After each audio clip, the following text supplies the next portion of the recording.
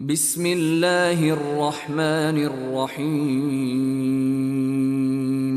وإذ قلنا للملائكة اسجدوا لآدم فسجدوا إلا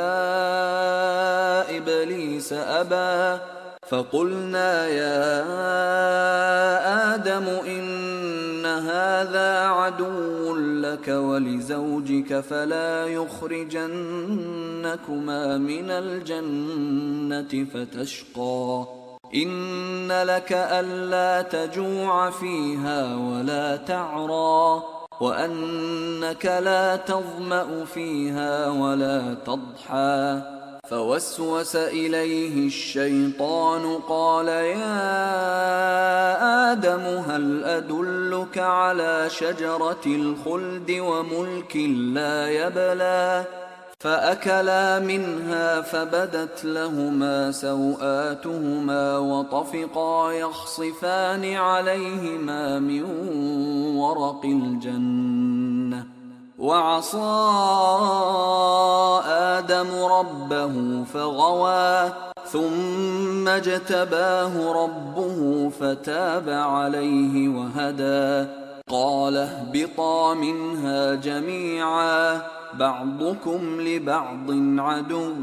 فإما يأتينكم مني هدى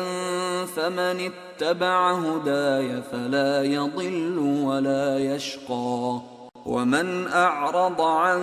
ذكري فإن له معيشة ضنكا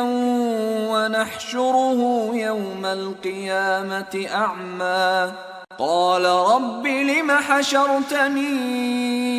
أعمى وقد كنت بصيرا قال كذلك أتتك آياتنا فنسيتها وكذلك اليوم تنسى وكذلك نجزي من أسرف ولم يؤمن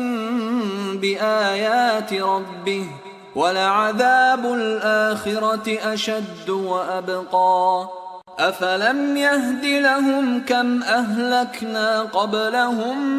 من القرون يمشون في مساكنهم إن في ذلك لآيات لأولي النهى ولولا كلمة سبقت من ربك لكان لزاما وأجل مسمى فاصبر على ما يقولون وسبح بحمد ربك قبل طلوع الشمس وقبل غروبها ومن آناء الليل فسبح وأطراف النهار لعلك ترضى ولا تمدن عينيك إلى ما متعنا به أزواجا منهم زهرة الحياة الدنيا لنفتنهم فيه ورزق ربك خير